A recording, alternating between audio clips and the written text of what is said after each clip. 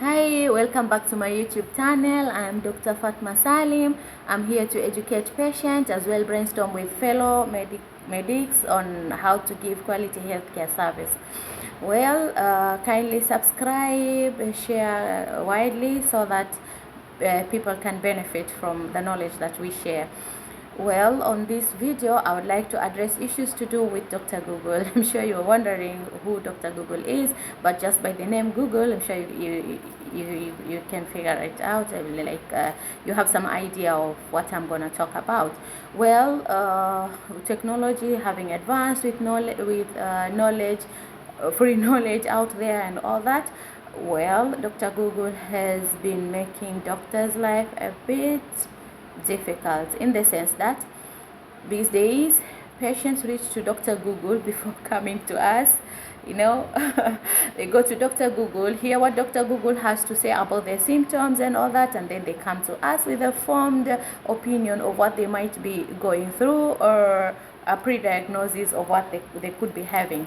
Anyways, yeah, so a patient walks in the clinic, and you look at them just by one gaze and you be like, oh my god, this patient looks like they would die any minute, and you rush to help and all that. You're examining the patient, you do some blood works, but before you do some blood works, you check the vitals, and you're like, okay, the vitals are within the normal range, so what could be wrong with this patient?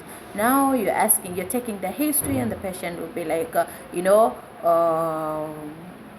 giving you, naming these big words, and I'm probably having, I think I'm having a stable angina, or I think I'm having arrhythmia or something like that, and you're wondering where did they pick these words from, and you're wondering whether you are treating a fellow medic or something.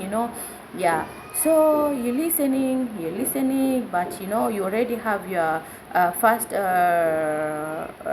assumption of what they could be going through, because the vitals are normal, are within the normal range, and you're listening, you're tuning in nicely, and also hear that I've been coughing, I've had sore throat, then my chest started paining, I've been having a chest ache, so I went to Google, and Google told me that I probably could be having a stable angina. So that's when I found my way here. Yeah, so just to clear the doubt, you're like, okay, we are going to do some investigations, and I will reassure you after that, then we can diagnose you and tell you exactly what you have. Like right now, your vitals are within the normal range, so at this moment I don't think that something serious is happening with you. Let's do the blood works, and we'll talk later.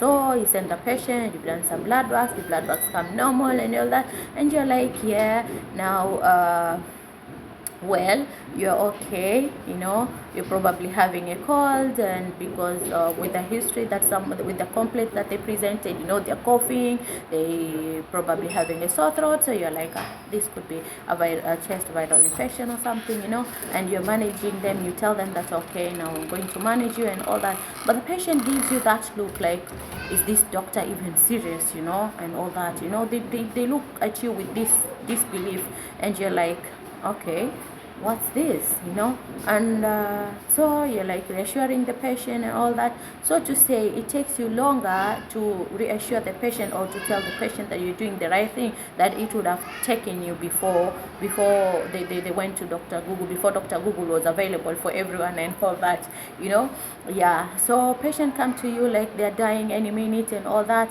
and they come to you with these big words and all that.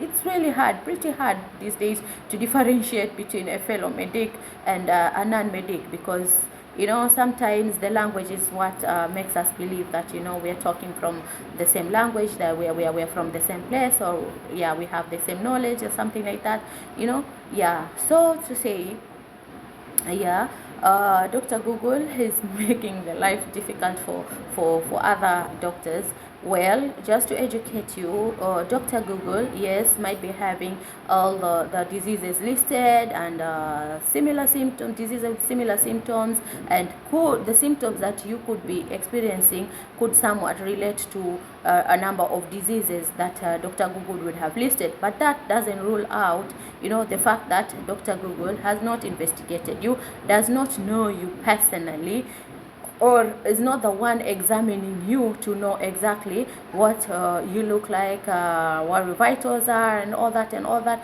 So you going ahead of yourself and diagnosing yourself, giving yourself anxiety and all that, then coming to us, and doubting us is literally making things a bit difficult, because the time that I spent convincing you that you do not have the dying disease that Dr. Google had diagnosed you with, I would be seeing another patient, I would be attending to another patient, or I would have moved on to other stuff. But instead, I have to sit down with you, convince you that whatever Dr. Google was telling you is not literally what you have or what you're going through.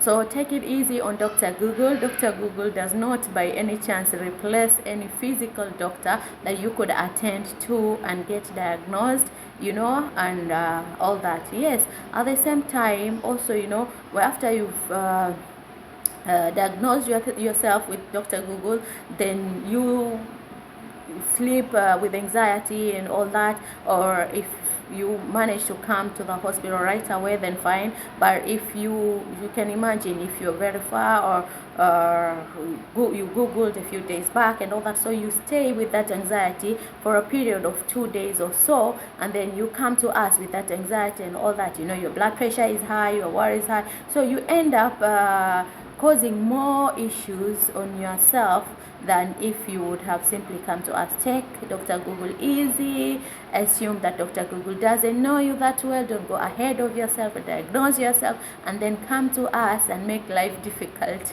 Okay, I hope that is clear. Thank you so much for tuning in. Kindly subscribe, share widely. Thank you so much. Till next time.